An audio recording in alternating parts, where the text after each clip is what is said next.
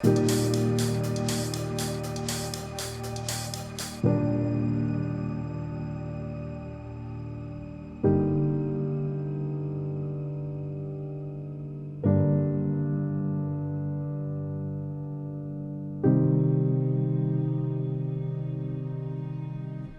you.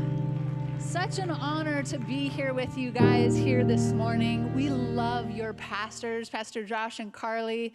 And I want to talk to you here today about moments that change everything. And I think when I met Pastor Josh and Carly, it was that kind of moment for us. Because you know those people that you just immediately connect with? It's like, you know you're going to be friends. That's how it was with them, you know? And I'm sure that's probably the reason lots of you are in this church, is because you felt that same kind of thing, such genuine, honest, passionate, Jesus-loving people.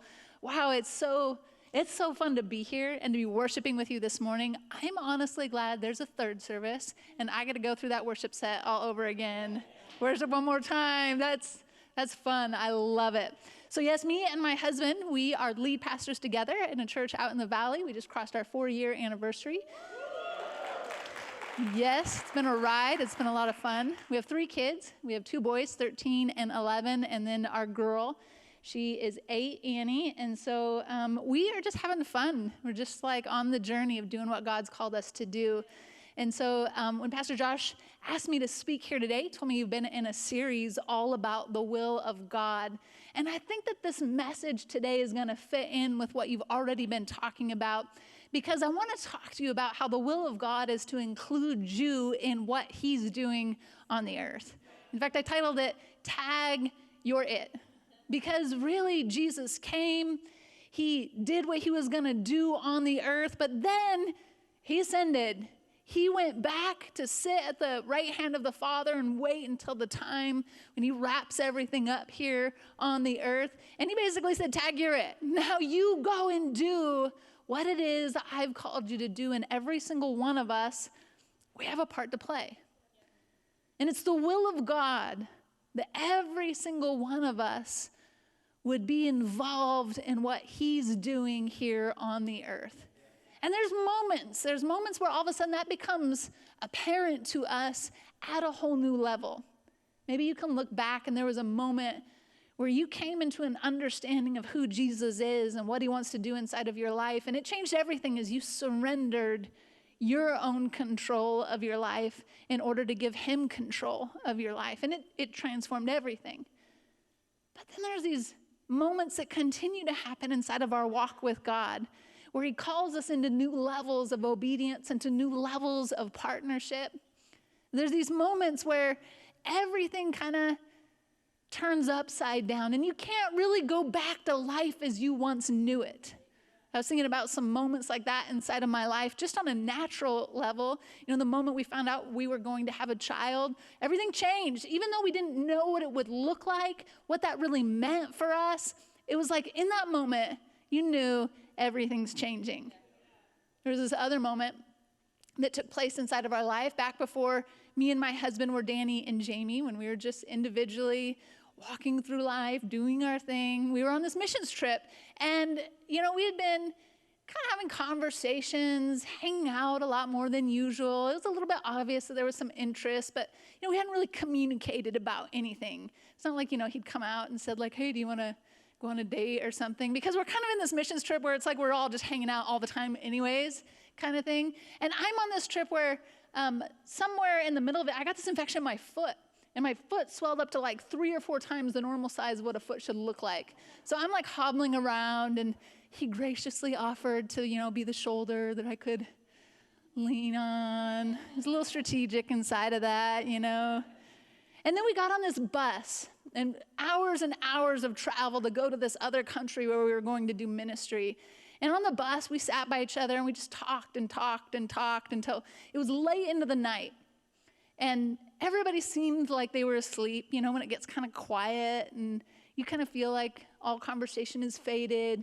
Everyone's probably, you know, trying to sleep the best that they can. And me and Danny had, you know, been talking this whole time in kind of quiet voices. And all of a sudden he kind of just reaches over his hand and he grabs my hand. At that exact moment, the person right behind us, who is like his really loud, obnoxious friend, right, stands up. Like, I don't even know what happened. Like, how in the world he thought to do that inside of that specific moment, but he did. He stands up and he yells at the top of his lungs, "Guys, Danny is holding Jamie's hand." And the entire bus wakes up. So it was like the moment was gone, it was over. He was holding my hand, then he was not holding my hand. But still, that slight moment, it just changed everything. And we have those kind of moments with God. We have those moments where he speaks, where his will becomes obvious, and you can no longer go back to life as you once knew it. There's a decision to be made. There's a response that's required. And we have to decide whether or not we're going where he's going. I want to read to you this passage in 2 Corinthians, starting in chapter 4, verse 5. It says, "For what we preach is not ourselves, but Jesus Christ is Lord, and ourselves as your servants for Jesus' sake. For God, who said, 'Let light shine out of darkness,' made his light shine in our hearts, to give us the light of the knowledge of God's glory displayed in the face of Christ. For we have this treasure in jars of clay, to show that this all-surpassing power is from God and not from us." Now, this passage is pointing out several things to us. First of all, we are those clay vessels. We're really ordinary, not much to look at, kind of fragile clay vessels. And really, the focus is all on what's inside of the vessel, not on the vessel itself. Now, when we start talking about the will of God and him wanting to use us, usually, like when we get into it where it's really God having the conversation, it's a little bit bigger than we imagined. We kind of imagine if he wants to use me, like, okay, here's how much time I've allocated for you. Here's how much I'm willing to be involved. Here's how much I am going to invest inside of it. And it's usually not even comparable to what he was thinking. You know what I mean? Like, his level of how he wants us to be involved is at just such a greater degree. But we begin to look at our lives and we go like, you know what, God, like, why would you use me? Like, what do I really have to offer? Like, there's nothing special about me. There's nothing maybe even very gifted about me. But what I love about this passage is that Paul is pointing back to this moment. He says, God said, "Let light shine out of darkness." And he's reminding all of the hearers that this God that we serve, he's really good at speaking into nothing and calling out something. In fact, he did it at the very beginning, and all that we know and all that we see, it was nothing. It was void and it was darkness, and God spoke into it and he called something out of it. So we think we don't have anything to bring. There's nothing in my hands, God. And that's all he needs.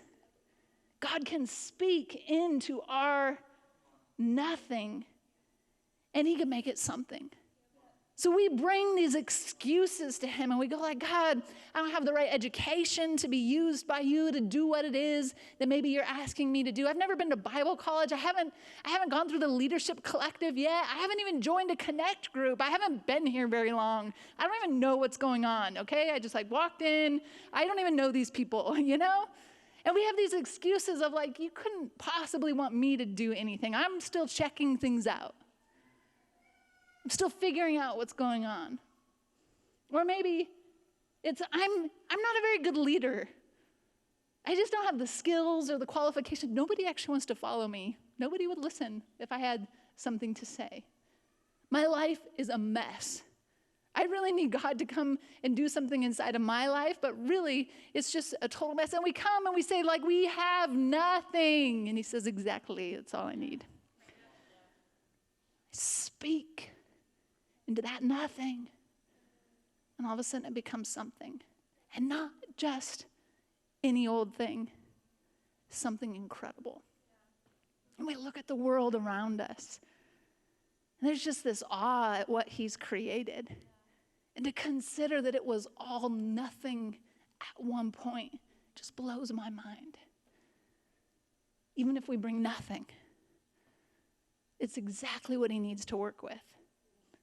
So here today, I just want to walk you through some of the people that Jesus used inside of his ministry. And my hopes is you'll see yourself inside of one of them, and it'll really remove the excuse that God couldn't be calling me to do anything very significant. Because I really believe that God is calling each and every one of us to a new level of obedience, that there's a place in his will that he's saying, hey, you've been kind of, living your life, doing your thing. I'm calling you to a new level of being involved, a new level of partnership, a new place of making a difference inside of the world around us. But in order to do that, we got to be able to find ourselves inside of the story and see how God might want to use us. So here's some different kinds of people that God used. First of all, he used ordinary people. Just everyday, ordinary, common people. They weren't anything to look at. Matthew 4, starting in verse 18, says, as Jesus was walking beside the Sea of Galilee, he saw two brothers, Simon called Peter and his brother Andrew. They were casting a net into the lake, for they were fishermen. It doesn't say they were the best fishermen. They were really excellent at what they did. They had the best business inside of the whole area. They're just fishermen. And he says, come follow me, Jesus said, and I will send you out to fish for people. What does that mean? What does that even look like?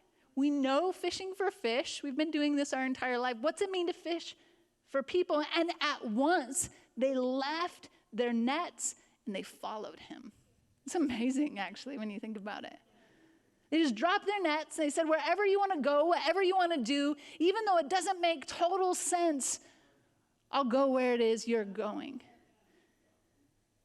Here's what I want to point out inside of this passage is that they weren't special. Nothing has actually looked special about these men at all, except that they were willing to follow. Now, inside of this time, inside of this area, what they were doing, they probably had done it their entire life. And so when they dropped their nets and they went where Jesus was going, they were leaving years of hard work behind them. An entire education. They'd studied and learned. They knew what they were doing, something that they were skilled at, they're gifted at. They left the security of their future. They were in line to take over their father's business and continue in that same path. They left it all behind, not knowing what does fishing for people look like. Does this bring in money? Does this pay for food from the table? What is this even all about? They left behind community because in this area, they would have fished at night. So they go out, they fish at night, they sleep during the day, and as you might imagine, they developed community around that rhythm. All of their friends are people who have that same kind of pattern in their life. And in a moment, they drop it all, and they say, wherever you want to go, whatever you want to do, we'll go with you. Here's a second group of people that Jesus uses inside of his ministry. He uses insignificant people. At that time, that would have been women and children.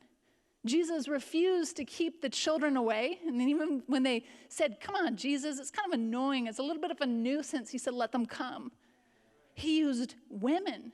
And women inside of that culture, they weren't significant. They didn't have a voice. They didn't have any value. And yet Jesus continually includes them, empowers them, entrusts them. I just want to read to you this passage and what takes place inside of this. I think sometimes we miss what's actually going on. And I love it, especially as a woman preacher, seeing how Jesus continued to bring women close and entrust them with a message that was the most important message the world would ever hear. Is he was the first one to ever do that. So here we look inside of Luke 10, verse 38. It says, as Jesus and his disciples were on their way, he came to a village where a woman named Martha opened her home to him. She had a sister called Mary who sat at the Lord's feet listening to what he said. But Martha was distracted by all the preparations that had to be made. She came to him. Oh, I'm sorry. I skipped an entire verse. It's actually really important. Go back, rewind. She had a sister called Mary who sat at the Lord's feet listening to what he said. Now Mary, what's happening inside of this passage, Mary is sitting at the feet of the teacher. This isn't a role that would have been given to women. This is a role for the men who are learning, the disciples. And she's sitting and she's learning, and she's not in preparing and cleaning and doing all the work that Martha was doing. And Martha feels kind of irritated about this. So Martha, she's distracted by all the preparations that had to be made. And she came to him and said, Lord, don't you care that my sister has left me to do the work by myself? Tell her to help me. She's sitting and listening. It's not her role. It's not what she's supposed to be doing. Martha, Martha, the Lord answered, you are worried and upset about many things, but few things are needed, or indeed only one. Mary has chosen what is better, and it will not be taken away from her. It won't be taken away from her, not by me. She sits and she learns and she listens, and in this particular culture, it would take 100 women's voices to even compare to the voice of one man in a court of law. 100 women's voices to even equal the voice of one man. That's crazy to think about. And yet the message that was most important was entrusted to them. Mary, the mother of Jesus, was the first to know that the Messiah was coming when no one else knew. The woman at the well, John 4, one of my favorite stories, the Samaritan woman that Jesus just happens to meet. He has this conversation with her, and inside of the conversation, they get to this point inside of it, and where he would have normally been kind of coy with his disciples. They would come in, and they'd constantly, have this dialogue with them, where they'd go like, Jesus, Jesus, tell us, are you the Messiah? And he'd be like, do you think I'm the Messiah? You tell me. And he doesn't do that in John chapter 4. In John chapter 4, he says, let me just tell you plainly, I am the one you're searching for. I'm the Messiah. It's amazing to me that he spelled it out so clearly and plainly, and then he sends her, the woman who has been rejected by the community all around her, back into the very group that had rejected her to be a missionary. And she brings all these people back to Jesus. The people who showed up when Jesus has now raised from the dead.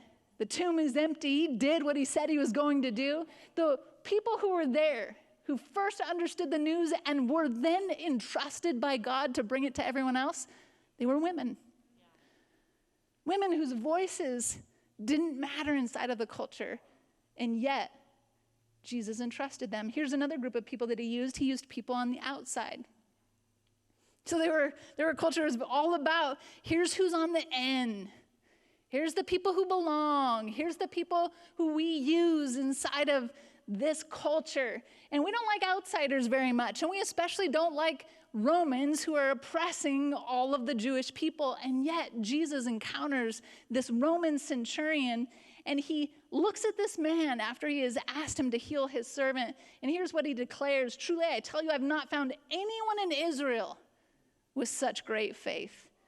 I say to you that many will come from the east and the west and will take their places at the feast with Abraham, Isaac, and Jacob in the kingdom of heaven. Jesus used people who were on the outside. Jesus used people with a reputation, people who you didn't name drop at parties. You might not even invite them to the party. They weren't the people who everybody wanted to be friends with. Everybody was trying to make sure that they were in that circle with. He used people that everyone else was kind of like looking down their noses at. Matthew 9:9, it says that he sees a man named Matthew sitting at a tax collector's booth. So he's taxing his own people, but tradition tells us that typically this tax collector role, they would have just been adding a little bit on top too and stealing from their own people. They weren't the kind of people that you liked hanging around with. And yet Jesus calls Matthew, follow me. Matthew got up and he followed him. And it tells us that the power of God to redeem is stronger than the work of the enemy to destroy. The power of God comes in to say like, hey, I'm including you. I'm drawing you in. I'm using you. I'm empowering you. It's you, the vessel I want to use to make a difference in the world around you. And lastly, he uses broken people. And one of my favorite stories is Jesus goes over to this place, runs into this guy who's out of his mind crazy. He's living in the caves. He's mad. He's wild. Nobody even wants to go around him. Jesus heals this man. He sets him inside of his right mind. And he gets back in the boat and he goes home. One man, the mission. I want to use you. And I love at the end of it all, this man has been made right in his mind. And he says, Jesus, I want to come with you. Let me come. And he said, no, you stay. You go back and you tell everyone what I've done. And this guy who's been living out in the middle of nowhere, he's so broken, he's so crazy, he's totally rejected, now becomes a missionary of the grace of God. It tells us that Jesus' original crew was not a gathering of superheroes. These people were a lot like us. All the same excuses, all the same issues, all the same reasons why. No, God used someone else. Well, look at what 1 Corinthians says, chapter 1, starting in verse 26. It says, brothers and sisters, think of what you were when you were called. Not many of you were wise by human standards. Thank you, Paul. That's awesome. Not many were influential. Not many were of noble birth. But God chose the foolish things of the world to shame the wise. God chose the weak things of the world to shame the strong. God chose the lowly things of this world and the despised things and the things that are not to nullify the things that are. So that no one may boast before him. It is because of him that you are in Christ Jesus, who has become for us wisdom from God. That is our righteousness, holiness, and redemption. Therefore, as it is written, let the one who boasts, boast in the Lord. We have this treasure in clay vessels, in earthen pots. It means that every single one of us is a candidate to be used by God.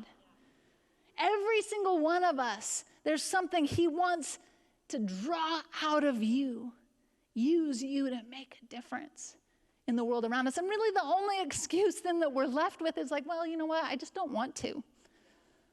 I'm just too busy. I think of the rich young ruler. He comes to Jesus. He says, Jesus, I just have this really great track record of all these things I've done right.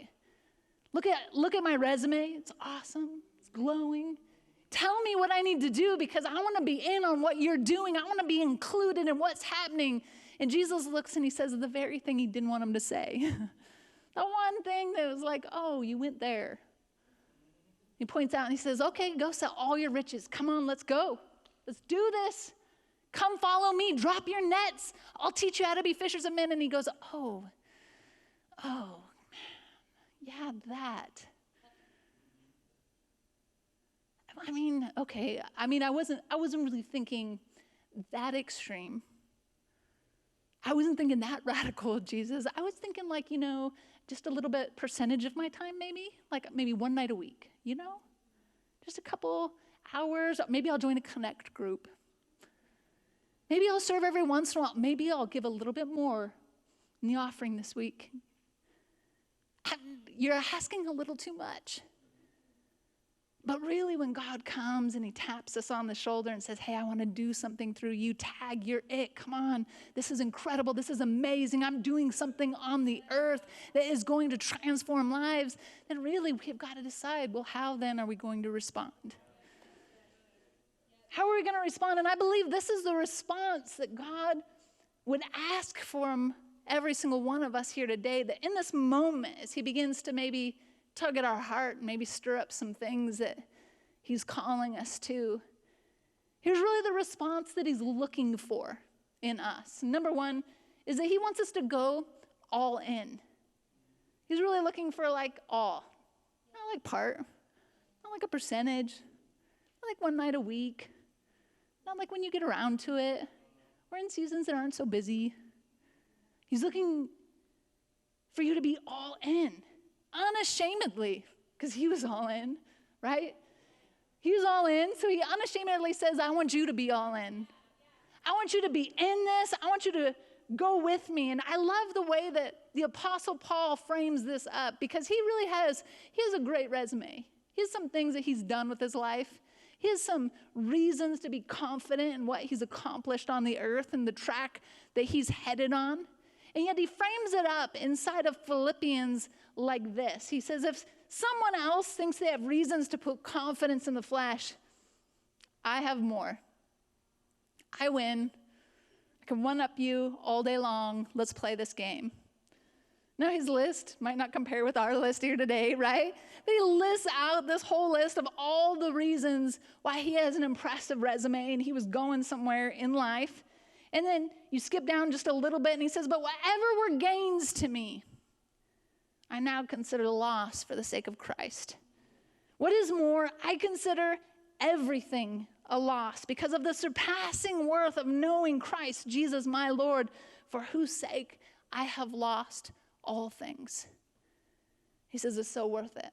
There was a moment I began to understand the will of God in a way that I'd never understood it before. God came to me, began to call me into something so much bigger than I'd ever imagined possible. And in that moment, I gave up everything. I dropped my nets. And here in this verse, he says it was so worth it. What was I even doing with my life? What does it even matter?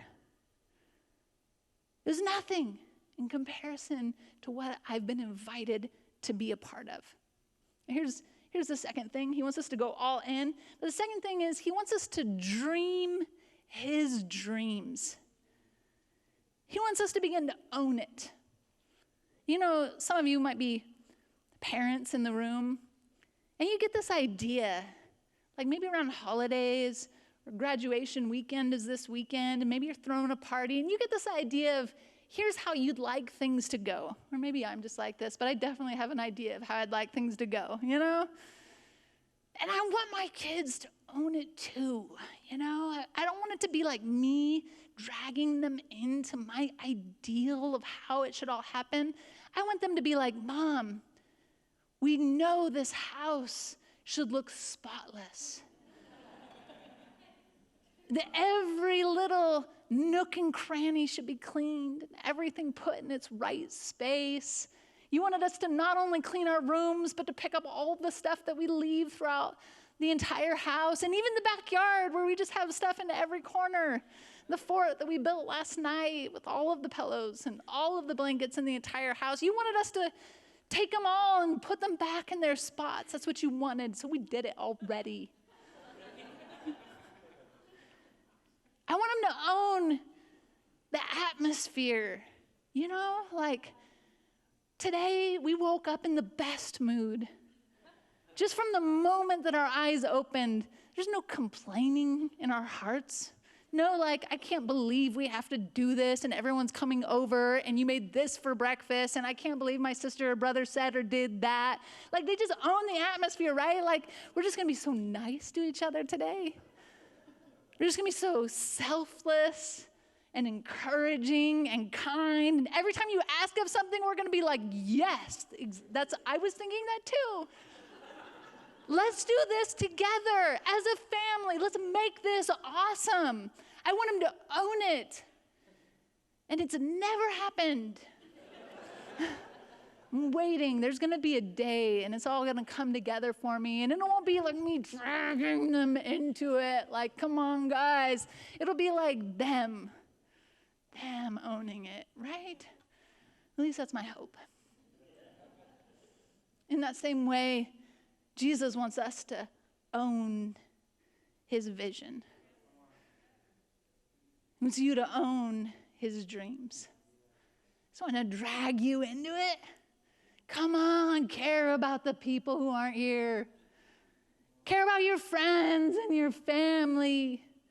Those who don't know me yet, and those who are showing up for the very first time and feel all kind of like weird and awkward, like, what did I even get myself into? I can't believe I showed up here today. I want you to own it. I want you to dream my dreams and see what I see. Come on, I want you to partner with me inside of this. Here's what it says in John 15:15, the words of our Savior. I no longer call you servants, because a servant does not know his master's business. Instead, I've called you friends. For everything that I learned from my Father, I've made known to you. And he wants you to dream his dreams. And when his dream takes root inside of your spirit, a fire erupts in your soul.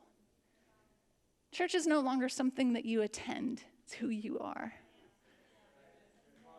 It's not something you just kind of allocate time for. You know, I'll do that when I have time and it's not so busy. And man, this is my life. Who I am. I'm about my Father's business. What he's doing on the earth. And it keeps me up at night and it wakes me up early in the morning. I'm so stirred up for what it is he's doing on the earth and so honored that I have a role to play inside of it. And it just gets me excited thinking about it, just talking about it. I have a role. Here's the third thing that we do in response is we take someone with us. Because this was never meant to be an isolated journey. Just you, Jesus. This was always meant to be community. In fact, Jesus, he called the disciples, he called them 2 by 2. Not all of them, there's some of them being called individuals, but in the particular passage we read earlier, the brothers were together. I love that. I love that they were together and that their Father actually released them to go. It's like a whole family thing that's taking place. And I think so often that's exactly what takes place is you get into a connect group. You're kind of having conversations and you're spending time with these people and God begins to stir something inside of your heart that becomes contagious for the entire group. And it's like you all begin to move in that direction. Really, God calls us in community. God calls us to make a difference alongside of someone else because that's the way that it multiplies. It's not just about us and what he's doing. It's about the person on our left, the person on our right. It's about the people around us, including them in what is happening. And here it says inside of Mark 6, Jesus called the 12 to him, these disciples. And then he sent them out in pairs. So several of them actually were called 2 by 2. They were brothers. And then he formed them into this group and he spent all this time with them. But then even when he sends them out 2 by 2. There's this community aspect of it. He gives them authority and this power to deal with the evil opposition. And he sent them off with these instructions. Don't think you need a lot of extra equipment for this. You are the equipment. No special appeals for funds. Just keep it simple. Clay vessels, earthen pots, power of God manifested inside of these fragile human beings put on display for the world to see. What begins in one then multiplies to someone else. And so often we think like, well, Jesus, I got to be a little bit further down the road before I take someone with me. I'm not in a place to give life advice. I don't know if I could really help anybody with their finances or their marriage or their dating relationships, or I don't actually know what I could help them with. He says, just as you come, bring someone with you. As you go with someone else. You join the leadership collective, take someone with you. You go to Connect Group this week, take someone with you. As you come back to church next week, take someone with you. As you sit down to read the Bible, take someone with you. Just take someone with you. Let's make this a community. Here today, as we wrap up, I believe that the will of God for your life is to just call you into a new level of saying yes. God, whatever you want to do through me. Maybe to begin to dream his dreams. Go all in on what he's doing, to drop even maybe your nets and say, God, wherever you want to go, I'll go there. And I'd just ask you to maybe open up your heart and pray a simple prayer. God, use me. Whatever you could do through a person, God, would you do it through me? Whatever you could do through a couple, God, would you do it through us? Whatever you could do through a family, God, would you do it through us? God, whatever you could do through a church, God, would you do it through us?